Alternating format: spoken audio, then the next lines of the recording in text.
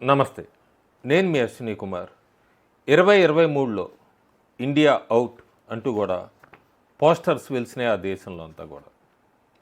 2024లో ప్రధానమంత్రి నరేంద్ర మోడీ లక్షద్వీప్ బీచ్ దగ్గర కొన్ని అడుగులు వేస్తూ, అట్లాగే కుర్చీలో కూర్చొని కొన్ని స్టిల్స్ ఇమేజెస్ దాన్ని ఊరికే అట్లా సర్క్యులేట్ చేయగానే మొత్తం ఎకానమీ అంతా కూడా పూర్తిగా పడిపోయింది మాల్దీవ్స్ది. మాల్దీవ్స్ ప్రెసిడెంట్ ముల్జుజు 2025లో తప్పులు తెలుసుకున్నట్టుగానే పర్సనల్గా వచ్చి మరి ప్రధానమంత్రి నరేంద్ర మోడీని ఎయిర్పోర్ట్లో రిసీవ్ చేసుకున్నాడు. ఇది మోడీ డిప్లొమసీ అనొచ్చు, మోడీ డిప్లొమసీ అనొచ్చు. ఇండియా అవుట్ అన్న వాళ్ళంతా కూడా వచ్చి ఈరోజు ఎయిర్పోర్ట్కి వచ్చి స్వయంగా ప్రధానమంత్రిని స్వాగతించారంటేనే అర్థమవుతుంది. ఇంకా చాలామంది మాట్లాడుతూ ఉంటారు, ఈ ఎంప్లాయ్మెంటు జాబ్స్ ఏంటి, జాబ్స్ ఏం వచ్చినాయి, ఏం క్రియేట్ అయినాయి, ఎక్కడ ప్రధానమంత్రి అన్న మాటల్ని పదే పదే రిపీట్ చేస్తూ సంవత్సరానికి 2 కోట్ల ఉద్యోగాలు ఇప్పిస్తా అన్నారు, అవన్నారు ఇవన్నారు అంటూ కూడా ఊరికే సర్క్యులేట్ చేయటం బాగా అలవాటు అయిపోయింది కాంగ్రెస్ పార్టీ వాళ్ళకి. ఈ 10 సంవత్సరాలు చూసుకుంటే మన్మోహన్ సింగ్ టైంలో అయితే 2004 నుంచి 2014 దాకా 2,90,00,000 జాబ్స్ క్రియేట్ అయినాయి. నరేంద్ర మోడీ ప్రధానమంత్రిగా ఉన్నప్పుడు 2015 నుంచి 2024 దాకా తీసుకుంటేనే 17,60,00,000 జాబ్స్ క్రియేట్ అయినాయి. అంటే ప్రధానమంత్రి నరేంద్ర మోడీ 6 టైమ్స్ ఎక్కువ జాబ్స్ క్రియేట్ చేయగలిగాడు.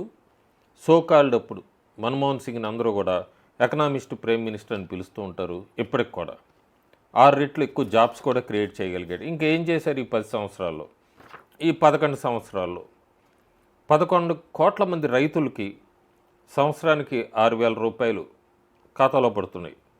55 కోట్ల జన్ధన్ బ్యాంక్ హోల్డర్స్, 5 కోట్ల మంది చిన్నపిల్లలకందరికీ కూడా ఫ్రీగా వ్యాక్సినేషన్స్, 4 కోట్ల మందికి ఫ్రీ హౌసెస్ ప్రధానమంత్రి ఆవాస్ యోజన స్కీమ్ కింద, 10 కోట్ల మందికి పైగా ఫ్రీ గ్యాస్ కనెక్షన్స్, 12 కోట్ల మందికి పైగా ఫ్రీగా టాయిలెట్స్ అన్నీ కూడా కన్స్ట్రక్షన్ చేసి ఇచ్చింది మోడీ ప్రభుత్వం. అంతేకాకుండా 2.5 లక్షల కిలోమీటర్ల వరకు ప్రధానమంత్రి గ్రామ్ సడక్ కింద రోడ్లు వేయటం జరిగింది. ఈ ఇంట్రో ఎందుకు చెప్పాల్సి వచ్చిందంటే, జూలై 25, 2025 నరేంద్ర మోడీ ఒక కొత్త మైల్ స్టోన్ రీచ్ అయ్యారు. 2వ స్థానంలో కూడా వెళ్ళిపోయారు. భారతదేశంలో కొన్ని సంవత్సరాల్లో, ఇంకొన్ని రోజుల్లో మొదటి స్థానం కూడా వెళ్ళబోతున్నారు.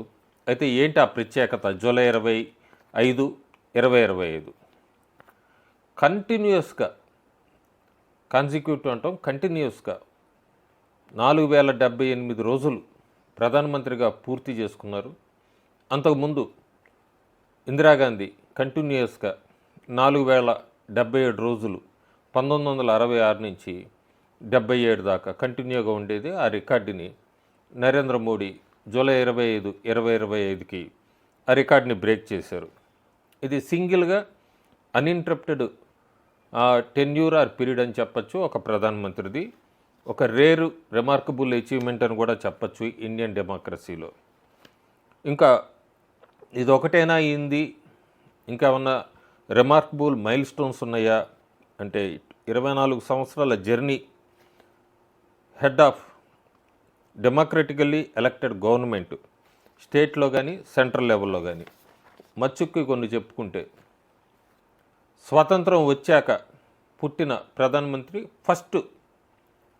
First and only prime minister. Independence తర్వాత పుట్టిన వ్యక్తి ఎవరైనంటే నరేంద్ర మోడీయే. లాంగెస్ట్ సర్వింగ్ నాన్ కాంగ్రెస్ ఏతర ప్రధానమంత్రి, ఎక్కువ కాలం ప్రధానమంత్రిగా ఉన్న వ్యక్తి అంటే నరేంద్ర మోడీయే. నాన్ హిందీ స్పీకింగ్ స్టేట్స్ నుంచి లాంగెస్ట్ సర్వింగ్ ప్రధానమంత్రి ఎవరైనా అంటే ఈయన గుజరాత్ నుంచి వచ్చారు కాబట్టి నరేంద్ర మోడీయే.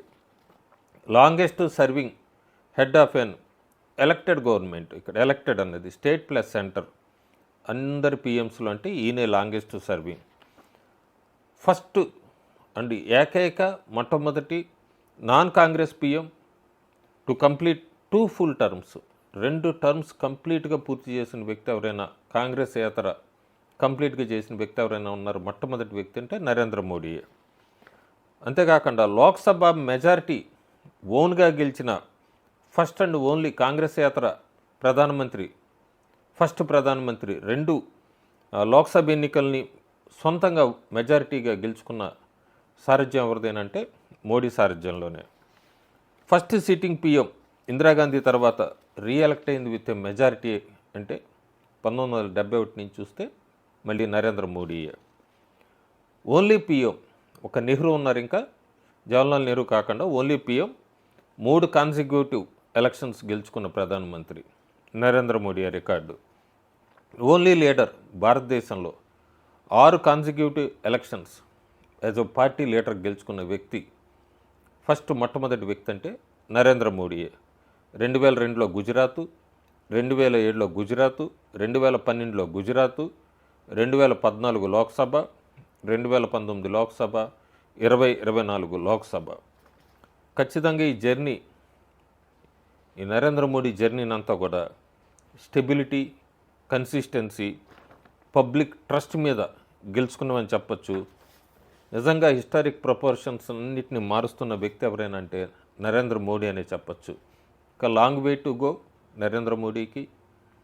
నెహ్రూ ఆ రికార్డు కూడా దాడతారన్న వార్తలు అయితే బాగా వినబడుతున్నాయి.